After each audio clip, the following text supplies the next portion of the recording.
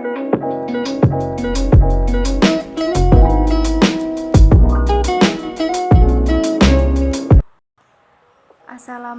warahmatullahi wabarakatuh. Perkenalkan, saya Aisyah Fitri. Saya mahasiswa Universitas Muhammadiyah Kudus.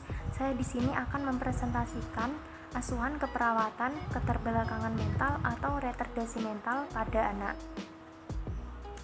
Untuk yang pertama yaitu pengertian. Untuk pengertiannya yaitu retardasi mental adalah keadaan dengan intelijensi yang kurang atau subnormal sejak masa perkembangan atau sejak lahir atau sejak masa anak.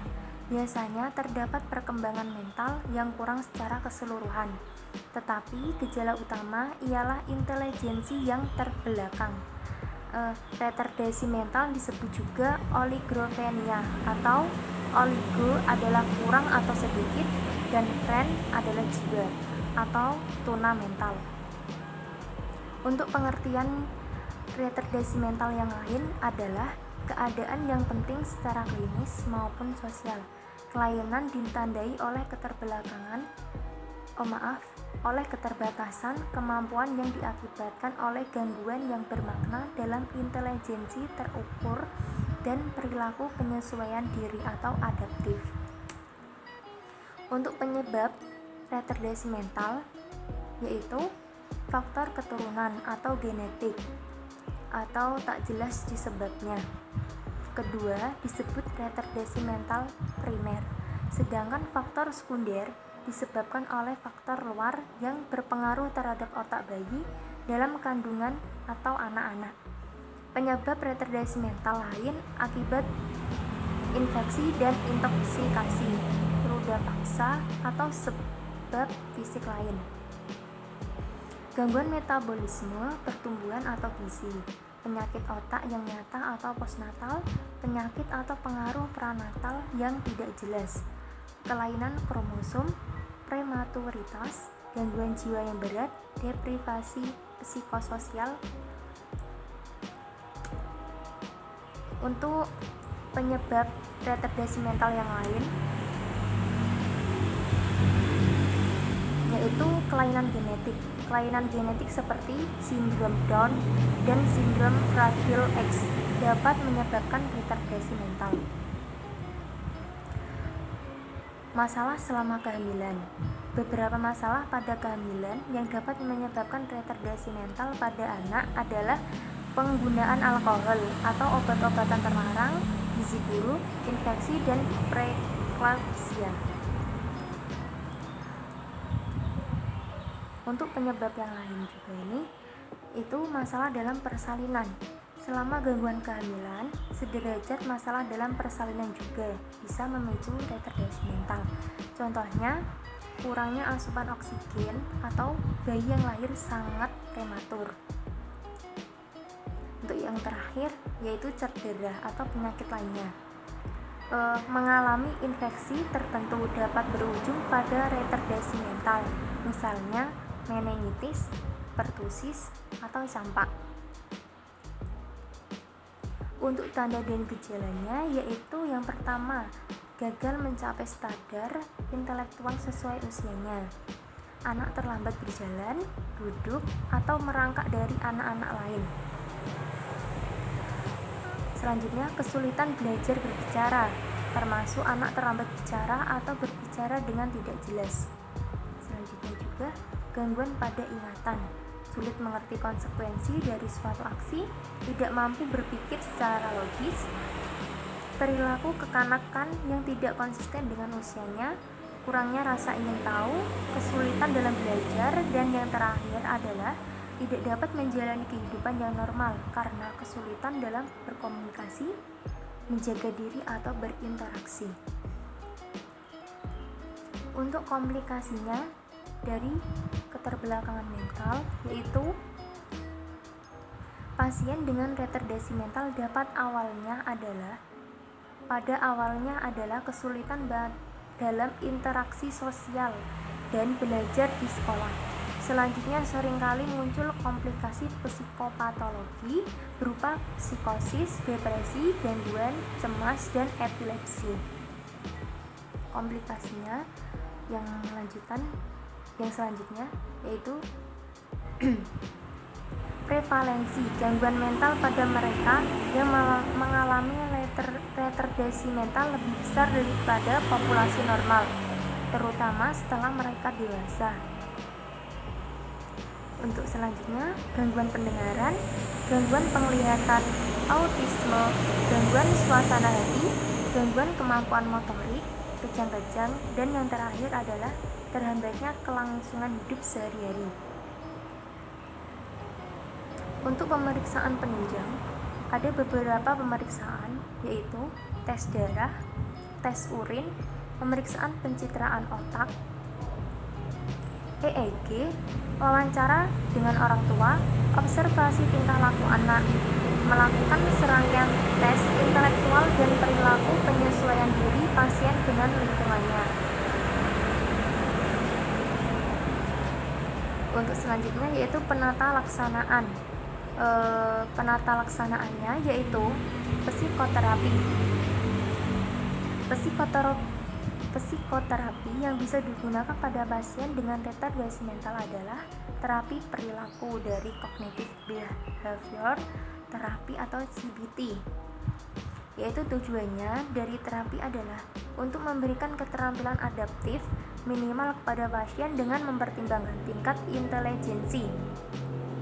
Psikoterapi perilaku difokuskan untuk pelatihan vokasional dan edukasional sebagai upaya untuk memaksimalkan kemandirian pasien. Untuk penata laksanaan yang lain yaitu seperti psikostimulan untuk anak menunjukkan gangguan konsentrasi atau hiperaktif,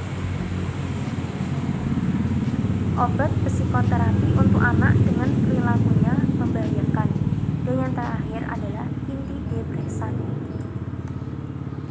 Untuk diagnosa keperawatannya yaitu saya mengambil 3. Yang pertama, gangguan tumbuh kembang berhubungan dengan efek ketidakmampuan fisik. Yang kedua, gangguan interaksi sosial berhubungan dengan hambatan perkembangan. Dan yang ketiga adalah gangguan komunikasi verbal berhubungan dengan hambatan individu dalam hubungan sosial.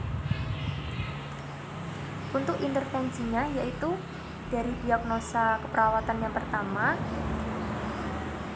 gangguan tumbuh kembang berhubungan dengan efek ketidakmampuan fisik. Untuk NOK-nya, setelah dilakukan tindakan keperawatan, diharapkan perkembangan anak, usia anak pertengahan adekuat dengan kriteria hasil. 1. Bermain berkelompok atau sering menunjukkan sampai secara konsisten menunjukkan. Yang kedua, mengembangkan persahabatan dari sering menunjukkan sampai secara konsisten menunjukkan. Yang ketiga, menunjukkan kreativitas, sering konsisten menunjukkan. Dan yang keempat, menunjukkan kemampuan pada tingkat mampu di sekolah.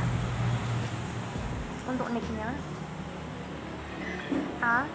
Bimbingan antisipatif. Tindakan perawatannya yaitu instruksikan klien mengenal perilaku dan perkembangan dengan cara yang tepat. Untuk yang B, manajemen perilaku, yaitu komunikasikan harapan bahwa anak dapat tetap mengontrol perilakunya.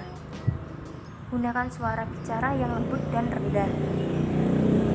Untuk yang C, peningkatan perkembangan anak, yaitu dukung anak untuk mengekspresikan diri melalui penghargaan yang positif atau umpan balik yang baik. Untuk intervensi yang kedua, dari diagnosa keperawatan gangguan interaksi sosial berhubungan dengan hambatan perkembangan, yaitu dari NOK-nya yang ke-1, keterampilan interaksi sosial setelah dilakukan tindakan keperawatan dengan kriteria hasil. 1. Bekerja sama dengan orang lain. Dan yang kedua, terlibat dengan orang lain. Untuk NOK yang kedua, yaitu dukungan sosial setelah dilakukan tindakan keperawatan, diharapkan mendapat kriteria hasil, yaitu kemampuan untuk menghubungi orang lain untuk meminta bantuan. Untuk NIK-nya sendiri yaitu yang nomor 1, peningkatan perkembangan anak, bangun hubungan saling percaya dengan anak, Ajarkan juga anak untuk mencari bantuan dari orang lain ketika anak memang memerlukan bantuan. Bermain terapeutik, yaitu lanjutkan sesi bermain secara teratur untuk membangun kepercayaan dan mengurangi rasa takut mengenai peralatan maupun perawatan yang asing dengan tepat. Untuk intervensi dari diagnosa keperawatan yang ketiga, gangguan komunikasi verbal berhubungan dengan hambatan individu dalam hubungan sosial. Dari NOK-nya sendiri, setelah dilakukan tindakan keperawatan diharapkan dengan kriteria hasil menggunakan bahasa lisan, mengenali pesan yang diterima, pertukaran pesan yang akurat dengan orang lain. Untuk yang NOK kedua, memproses informasi. Kriteria hasil yaitu memahami kalimat, memahami cerita, dan menjelaskan kesamaan dan perbedaan antara dua benda.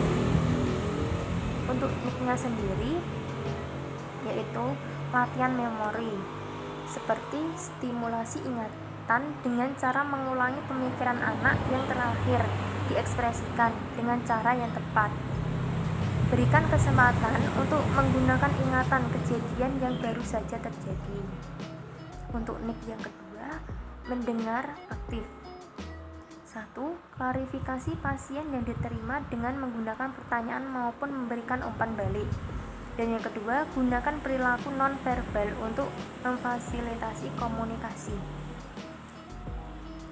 Terima kasih. Sekian presentasi dari saya. Jika ada kata-kata yang salah, saya mohon maaf. Assalamualaikum warahmatullahi wabarakatuh.